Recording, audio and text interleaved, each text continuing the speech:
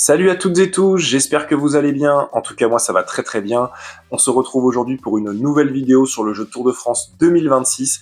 Et aujourd'hui, vous l'avez vu au titre de la vidéo et à la miniature, on va démarrer un My Tour spécial Flandrien. Ce sera un petit tour pour justement qui va être vraiment axé sur les spécialistes pavés et aussi sur les rouleurs ou les, on va dire les Flandriens / sprinters. Vous le voyez, là on est dans les paramètres, j'ai choisi comme règlement de partir sur un règlement où ça nous permet d'avoir quand même des points, mais surtout des secondes de bonification, parce que ça va sûrement se jouer à coup de bonif pour les meilleurs. J'ai mis la start list Paris-Roubaix où j'ai mis tous les meilleurs Flandriens, de chaque équipe. Et là, vous le voyez aussi au niveau des incidents de course. J'ai mis les chutes avec blessure et les maladies avec abandon. Par contre, je n'ai pas mis les chutes avec abandon parce que on le sait sur Paris-Roubaix et sur le Tour des Flandres, ça tombe très rapidement. Pendant que je suis en train d'ajouter mes petites étapes pour faire ce My Tour, je voulais vous dire, voilà, j'ai un petit peu modifié quelques notes sans être non plus dans l'abus, c'est-à-dire que j'ai par exemple, vous l'avez vu déjà sur les anciennes vidéos, que j'avais augmenté un petit peu Wout van Aert au niveau du sprint notamment. J'ai aussi augmenté un petit peu Mats Pedersen, aussi quelques coureurs comme les Benoît, les Bischegger ou même Ghana, que j'ai dû augmenter je crois d'un petit point en pavé pour que ce soit un petit peu plus homogène. Mais voilà, rassurez-vous, les 3-4 meilleurs Flandriens de la planète sont toujours les 3-4 mêmes. On ne devrait pas être trop embêté. Et voilà à quoi ressemblera ce Tour des Flandriens. Donc, j'ai décidé, pour qu'on puisse faire 3 vidéos au lieu de 2, que ce soit quand même un petit peu plus sympa, j'ai décidé de rajouter 2 contre-la-montre. Donc, il y aura un prologue pour démarrer et on aura un contre-la-montre de 17 km pour finir, histoire que justement les Flandriens, qui ne sont pas forcément de très très bons rouleurs, et une petite pénalité, ce qui va permettre notamment à des, comme je le disais, à des Ghana, des Bischegger, à potentiellement même un Tarling ou un Evenepoel, de pouvoir faire la différence sur justement sur ces petites périodes. Mais ça reste quand même malgré tout au Tour des Flandriens. Il y aura aussi juste une étape de sprint où il n'y a pas forcément de mont pavé, mais sinon voilà, ça restera là-dessus. Pour les équipes, vous voyez qu'il y a, c'est les équipes classiques qui étaient invitées, qui étaient inscrites lors du Tour de France 2026, donc pas de changement. Et donc maintenant, on va passer à l'équipe que j'ai choisie. Et vous le voyez, j'ai décidé de partir sur la Net Compagnie Ineos de Filippo Ganna, tout simplement parce que c'est quand même un outsider avec qui on va pouvoir jouer le podium potentiellement. Et je me suis dit qu'avec Kevin Vauquelin, Joshua Tarling ou même encore même Magnus Sheffield, on avait quand même un joli petit trio pour pouvoir aller dans les échappées, aller chercher des victoires d'étape. Et puis avec Filippo Ganna, essayer de jouer le podium. Et allez, la première étape de cette vidéo, l'étape entre Manzac-sur-Verne et Coursac, c'est un petit prologue de 7 km.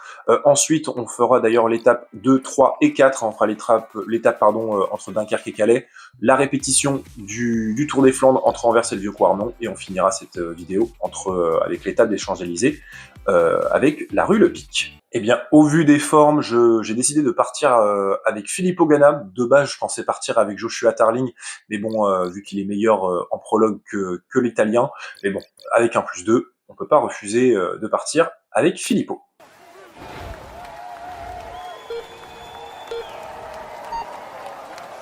Et c'est parti avec Filippo Ganna sous la pluie pour 7 km 700. Allez, le premier pif-pas, faire attention, bien prendre les trajectoires, c'est parfait, et on relance. Et puis maintenant, c'est position de chrono jusqu'à l'arrivée. Il va falloir faire attention, je crois qu'il y a encore un autre gauche-droite à bien négocier, mais sinon, c'est quasiment tout droit. Et là, avec l'Italien, on doit essayer de faire le meilleur temps possible. Allez, on passe là la banderole des 5 derniers kilomètres. Et d'ailleurs, si vous vous demandez pourquoi j'ai décidé de rajouter quelques étapes en plus, là notamment le prologue, le contre-la-montre et l'étape de sprint, où attention, ça passe, mais j'ai dû un petit peu freiner. Allez, on relance tout de suite. Si j'ai décidé de mettre deux contre-la-montre et une étape de sprint, c'est simplement pour que ce soit un petit peu plus intéressant, que aussi les quelques sprinters qui sont sur la course puissent se disputer une vraie victoire d'étape qui peut leur correspondre. Et puis pour ce qui est des contre-la-montre, c'était pour donner une petite chance supplémentaire aux bons rouleurs comme Ganna, Tarling ou Remco, voire même je pensais aussi à Bischegger, de pouvoir faire potentiellement un retard qu'ils ont sur le reste. Enfin bref, là pendant que je parle, on est là maintenant dans les 2 derniers kilomètres. Là, pour le moment ça se passe très très bien, et Remco est passé en tête, devant Tarling et Vauclin. Et nous là, je vois l'objectif D, je pense qu'il y a de fortes chances qu'on soit devant, et donc qu'on soit devant Remco. Et on est déjà en train de rattraper quelqu'un. Allez, il faut mettre nos dernières forces dans la bataille. Et on va faire un superbe chrono en 9,40. 9,40. Ah bah là, on pouvait difficilement mieux commencer. Et ben on va commencer ce Tour des Flandriens avec une petite avance au classement. Cette étape est pour lui. Il a été le plus fort. Voici le vainqueur de la première étape de l'Open Tour.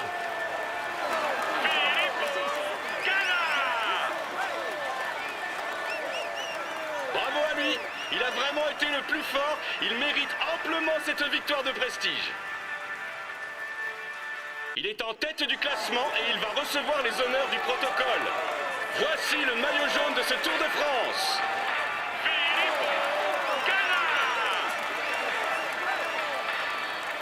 Espérons que pour lui la suite se passe aussi bien, mais pour l'instant, il peut savourer. Il est en tête du classement et il va recevoir les honneurs du protocole. Voici le maillot vert de ce Tour de France.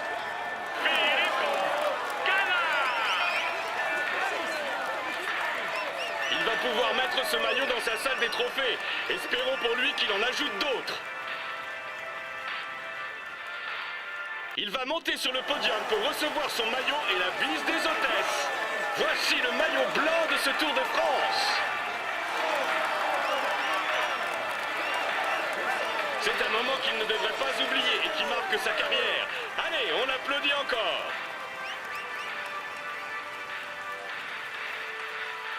Et victoire de Filippo Ganna devant Remco Evenepoel et Joshua Tarling. Kevin Vauclin prend la 4e place devant Van Aert et Kampenhardt. Stephen Koen prend la 7e place devant Pogačar et Magnus Sheffield. Et c'est Van Der Poel qui prend la 10e position. On va pas se mentir que c'était l'une des étapes qui nous convenait le mieux à toute notre équipe, donc c'est plutôt logique. Bon, par contre, le 30 secondes d'écart, bon, s'explique sûrement aussi par rapport à la forme. Et ça fait quand même pas mal, hein. C'est quand même... C'est quand même beaucoup. Bon, après, tant mieux pour nous, ce qui fait qu'au classement général, pour l'instant, on a du coup 30 secondes d'avance sur Evenepoel, 40 secondes sur Van Aert et 46 sur Pogačar et quasiment une minute sur Van Der Poel et Jorgensen et Pedersen. Vous l'avez vu aussi au maillot vert, ce sera du coup Evenepoel qui l'aura par procuration vu que Ganna aura le maillot jaune, et le maillot blanc sera porté par Joshua Tarling. Et pour le classement par équipe, et bah, c'est forcément nous, la Net Compagnie Ineos, qui sommes en tête. Et allez, deuxième étape de cette vidéo, l'étape entre Dunkerque et Calais. Vous le voyez au profil, étape de sprint, il y aura juste une petite montée pavée au début de l'étape, mais sinon rien de particulier. Il y aura 2 sprints intermédiaires et peut-être un peu de vent dans le final. Donc il faudra faire attention à bien rester placé. On verra avec qui on le joue. Peut-être qu'on tentera un coup de loin dans la dernière ascension du Blanc-Nez. À voir ce que ça donne. Mais en tout cas, on va être parti tout de suite pour cette deuxième étape. Bon bah au moins, bonne nouvelle, c'est que quasiment tout le monde est en bonne forme. Je pense qu'à mon avis, on va sûrement le jouer avec Turner, parce que même si Ganna est en +2, ça va être un peu compliqué, je pense, de jouer le sprint. Et quand je vois les autres personnes, ouais, je pense qu'à mon avis, on va jouer ça avec Ben Turner. Et allez, on est dans ce Cap Blanc-Nez, vous le voyez.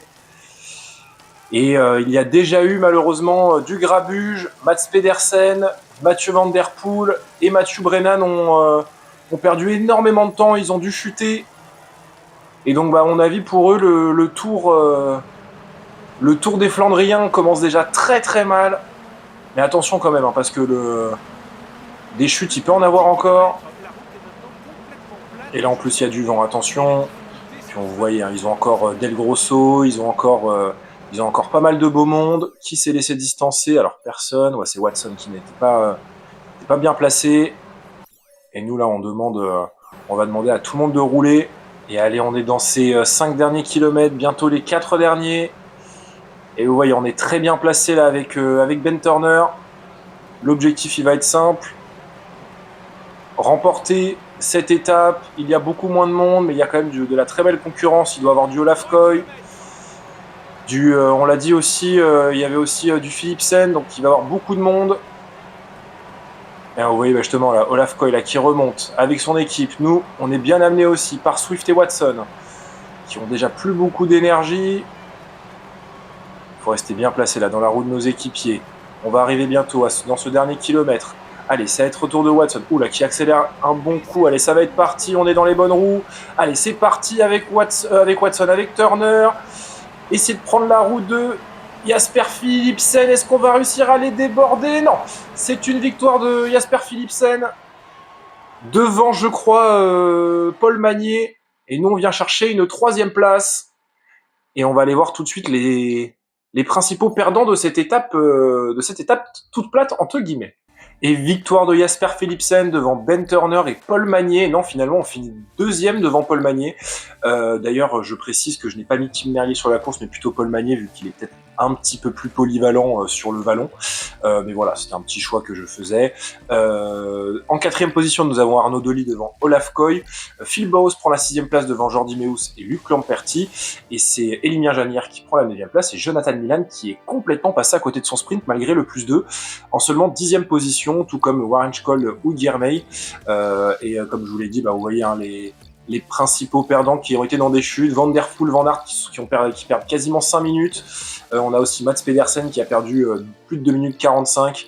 Ce sont les principaux perdants de cette étape. Il n'y a pas eu d'autres chutes, ce qui fait qu'au classement général, pas réellement de changement. Forcément, malheureusement, ouais, c'est les seules personnes qui sont descendues tout en bas, sont ceux qui ont chuté. Sinon, pas de changement dans le top 10. Au classement du maillot à pois, c'est De Gent pour la Pinarello Q36 qui a pour le moment le maillot de meilleur grimpeur. Et nous, pour le maillot vert, écoutez, avec Turner, on est à 7 petits points de Jasper Philipsen.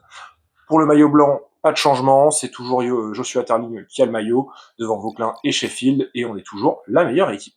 Et allez, 2e étape de cette vidéo, l'étape entre Anvers et le Vieux-Quarmont. C'est tout simplement un mini tour des Flandres, une petite répétition où on va finir justement juste après l'ascension du Vieux-Quarmont qu'on va monter, je crois, 2 fois sur cette étape. Donc ça va être la première bagarre entre favoris pour le classement général. Vous voyez, ils nous disent que Vauclin serait enclin à pouvoir s'imposer. On va voir ça avec les formes du jour. Et écoutez, je vois que Vauclin et Sheffield sont en 0. Tarling est en +3 grâce au maillot des jeunes. Donc en sachant que c'était pas non plus il est pas non plus très très fort en vallon. Je sais pas trop avec qui potentiellement qui envoyer à l'avant. Peut-être envoyer un Swift. Et puis écoutez, ce que je vais faire, c'est que je vais mettre Vauclin avec le classement par points, mais pas pour qu'il prenne le classement par points, juste pour qu'il reste bien placé. Et je pense qu'on va partir là-dessus et on va envoyer tout de suite Connor Swift à l'avant. Bon, on est à 117 km de l'arrivée et malheureusement, l'échappée n'a pas réussi à sortir. On était 4, vous voyez les 4 qui étaient à l'avant. Il y avait Lox, Livins et Serrano en plus de Connor Swift. Malheureusement, ça n'a pas réussi à sortir. Donc là, ça ressort. J'ai demandé à Watson cette fois-ci de prendre le relais. Et on va essayer de voir s'il y a deux. Cette fois-ci, il laisse sortir. Mais non, vous voyez tout de suite les Red Bull Bora roulent à bloc. Donc écoutez, ce que je vais faire, c'est pas grave. Je vais demander à Watson de se relever. Et puis écoutez, malheureusement, on va se retrouver, je pense, dans les 30 derniers kilomètres. Et allez, on arrive là dans ces 30 derniers kilomètres. Et on va arriver dans le Koppenberg. J'ai demandé à Swift et à Watson de collaborer, de rouler pour reprendre l'échappée. Et maintenant, c'est fait. Et là, vous voyez maintenant tout de suite, c'est les Visma là, qui sont en train de rouler pour essayer de mettre un gros tempo. Nous, là, il faut qu'on reste bien placé dans les premières positions. Et malheureusement, vous le voyez là, à gauche, Van Der Poel. Et il y a aussi Mats Pedersen aussi, qui ont lâché, je pense, malheureusement encore blessés de leur chute. Donc maintenant, il faut espérer qu'ils arrivent à se remettre sur pied pour pouvoir au moins jouer les victoires d'étape sur les sur les dernières étapes, parce qu'on n'oublie pas que les deux dernières étapes en ligne, c'est le Tour des Flandres et Paris-Roubaix, donc ils ont encore le temps de se refaire la cerise. Oula. Et nous, eh ben écoutez, maintenant que je vous ai montré un petit peu tout ça, on va rentrer tout doucement dans les 20 derniers kilomètres de course, et à ce moment-là, je vous reprends dès qu'il y a du mouvement. Et allez, vous le voyez, on va rentrer dans ce Kruisberg. Même si le début n'est pas pavé, il faut faut rester bien placé, je vais y arriver. Parce qu'après, il restera plus que 10 km. Et on passe ce Kruisberg sans encombre. Attention, ouais, et voilà. Forcément, c'est ce que je craignais, mais bon, c'est pas grave. Nous, on va rester on reste pour l'instant sur Filippo Ganna. Et là, je demande à Joshua Tarling de mettre un gros rythme. Et puis, on va se retrouver au pied de ce vieux Quarmont. Et allez, on va être parti pour ce vieux Quarmont. Et attention, l'attaque de Tadej Pogačar. Attaque de Tadej Pogačar avant même les pavés. Et là, il faut tout de suite être dans le bon groupe, parce que même si Pogačar là va sûrement reprendre du temps, nous, il faut qu'on soit bien placé, il faut qu'on reste avec les meilleurs. Ça va être le moment le plus difficile, là. C'est le moment le plus difficile, il faut tenir. Après, ce sera moins dur. Et Van Aert avec Laporte qui sont en train de sortir eux aussi. Nous, on est dans un second groupe avec Evenepoel. Personne n'a tenu là, même là dans notre groupe, malheureusement. J'ai l'impression aussi que ça n'a pas bien. Ça n'a pas. Ils n'ont pas suivi comme j'avais demandé. Et ça va être une victoire, à mon avis, soit de Pogačar, soit de Van Aert. Et nous, là, faut qu'on fasse le sprint pour rester dans les bonnes roues. Et ça va être une victoire de Wout Van Aert. Et nous, on va être dans le groupe avec Thomas Pidcock et Evenepoel. Et tous nos collègues vont arriver après dans le peloton. Écoutez, on vient, je crois, peut-être chercher un top 5. Mais en tout cas, on devrait normalement conserver notre maillot jaune. Ah, mais on le voit tout de suite, dès qu'il y a du pavé et que ça monte, c'est plus compliqué pour Ganna. Et victoire de Wout Van Aert devant Tadej Pogačar et Thomas Pidcock. C'est que Christophe Laporte qui prend la 4e place devant Remco Evenepoel et Filippo Ganna. On finit 6e devant Tim Wellens et Tim Van Dijk. Et c'est Fred Wright qui prend la 9e place devant Matteo Jorgensen. Quasiment après, derrière, nos compatriotes ont fini quasiment dans le même groupe. Ça a perdu quelques secondes, malheureusement. Je crois qu'ils sont pas suivis comme j'ai demandé. Enfin bref, voilà, il y a eu quelques personnes qui ont forcément perdu du temps, encore une fois, ce qui fait qu'au classement général, Wout Van Aert revient à 17 petites secondes de Filippo Ganna, Remco Evenepoel est 3e à 30 secondes, Tadej Pogačar remonte pareil à la 4e place dans le même temps que Remco, Kampenart est 5e, Joshua Tarling descend à la 6e place mais conserve son maillot blanc, Jorgensen est 7e à 1 minute, tout comme Laporte, et Del Toro, et c'est Stephen Koen qui pour l'instant complète ce top 10 dans le même temps que Sheffield et Vauclin. Au classement du maillot à poids, pas de changement, c'est toujours De Gendt qui le portera demain. Philipsen, toujours leader du classement du maillot vert. D'ailleurs, il s'est relevé, il n'a pas joué cette étape, donc attention. Van Aert et peut-être Turner peuvent jouer potentiellement leur carte. Comme je vous l'ai dit, au maillot blanc, Tarling a toujours le maillot, mais c'est Del Toro qui est remonté à la 2e position. Et dernière étape de cette vidéo, l'étape entre Troyes et Paris-Champs-Élysées, c'est la dernière étape du dernier Tour de France. On ne sait pas trop qui va pouvoir se jouer la gagne. Normalement, ça devrait être les sprinters parce qu'il n'y a pas forcément trop de fatigue, mais peut-être que quelqu'un pourra peut-être essayer de sortir dans la rue Le Pic. On verra bien. En tout cas, nous, on essaiera de ne pas perdre de temps avec Filippo Ganna et pourquoi pas d'aller jouer la gagne avec l'un de nos coureurs s'il est en bonne forme. Écoutez, au moins Filippo Ganna est en pic de forme, ça c'est une bonne chose. Ben Turner est en pic de forme, donc ce sera lui notre leader pour le sprint, je pense, parce que j'avais mis Sheffield au cas où. Mais Sheffield, on va pouvoir lui enlever ça, et puis on va mettre, je peux pas mettre leader d'étape, et dans ce cas-là, Ben Turner, on va lui mettre le rôle de maillot vert, et puis on va être tout de suite parti pour cette étape. Bon, et bien écoutez, il y a une échappée de 8 qui est sortie. Vous voyez, j'ai envoyé Watson à l'avant pour éviter d'avoir à contrôler. Mais il y a les Visma Lease the Bike et les Alpecin Première Tech qui sont en train de contrôler. Donc normalement, on devrait avoir peut-être une explication entre les, comme je l'avais dit, les sprinters, punchers, dans la dernière ascension de la rue Le Pic. Donc moi, je vais pas vous montrer grand-chose.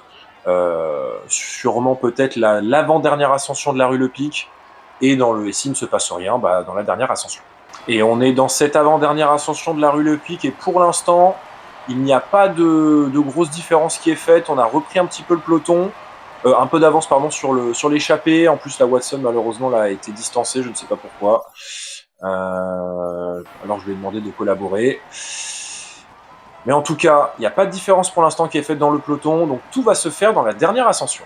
Mais en fait, je vous dis une bêtise. Je viens de me rendre compte parce que j'avais pas fait attention. Mais en fait, dans la descente, Laporte et Van Aert sont sortis. Ils sont sortis à deux. Et ils ont fait un petit écart. Donc, ce qui fait que là, potentiellement, on a perdu le maillot jaune. Bon, normalement, ça va revenir parce qu'il y a les UAE qui sont en train de rouler à bloc. Mais ce qui fait qu'on n'est pas très bien placé là avec Turner. Là, je vois, il y a Ghana qui est en train de remonter sur le côté droit.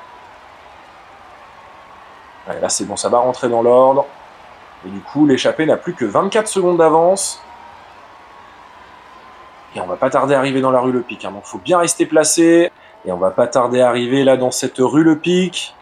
On est à 2,5 km du sommet. Et vous voyez, ça commence déjà à essayer de se mettre des premières attaques. Donc, c'est pour ça, là, je demande à tout le monde de rester bien placé. Je vois que Ghana est là, donc c'est parfait. Et encore une fois, il laisse partir.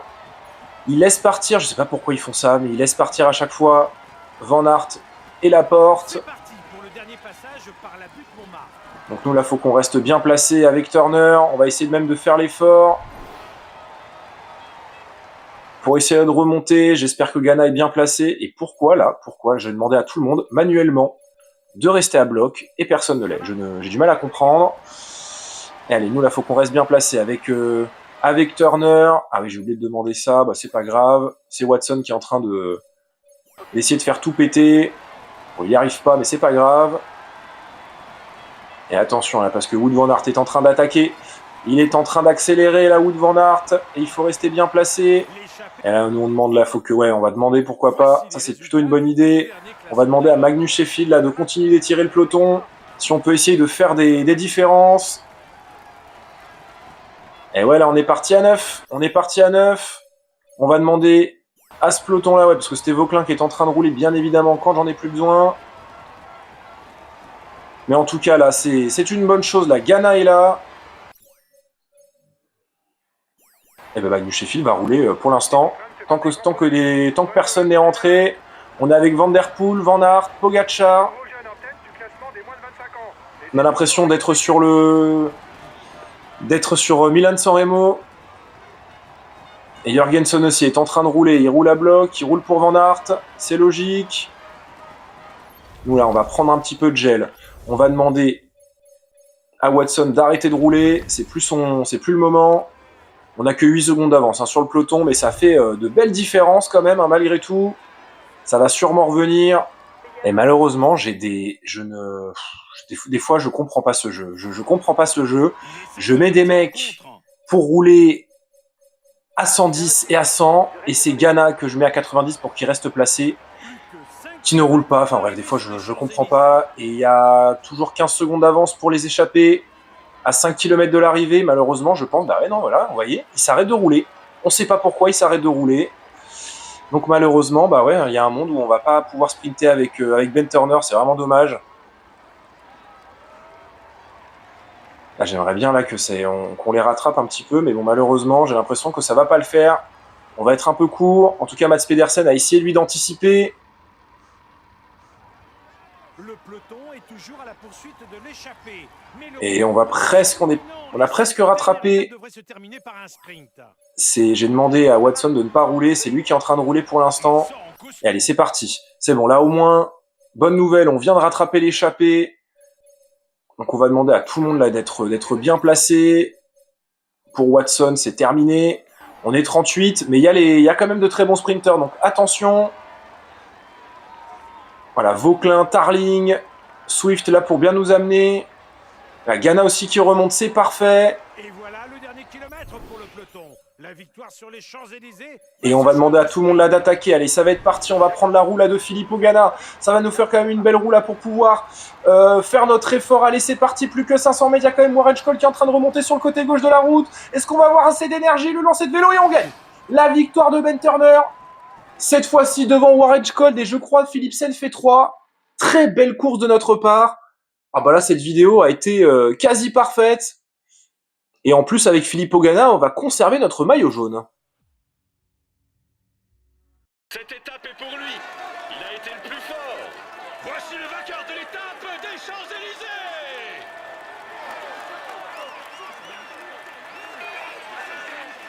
Il a su maîtriser ses adversaires pour s'imposer et lever les bras. Félicitations à lui pour cette performance de haut vol. Et victoire de Ben Turner devant Warren Scholl et Philipsen. C'est Filippo Ganna qui prend la 4e place devant Evenepoel et Michael Matthews. Pidcock prend la 7e place devant Asgreen et Trentin. Et c'est Matej Mohoric qui prend la 10e place. Et finalement, on n'a pas eu de Pogacar, on n'a pas forcément sprinté. Et Van Aert non plus, malgré sa tentative. Ce qui fait que au classement général, Filippo Ganna est toujours en tête avec 17 secondes d'avance sur Remco Evenepoel et sur Van Aert et 30 secondes sur Remco Evenepoel et Pogacar. Joshua Tarling est 5e et il y a une personne qui a dû chuter. Ouais, c'est Campenhart qui a chuté, ce qui fait que Kevin Vauquelin rentre dans le top 10. Pas de changement sinon majeur à ce niveau-là. Au classement du maillot à pois, pas de changement. Et au classement du maillot vert, on revient à 2 petits points de Jasper Philipsen avec Ben Turner.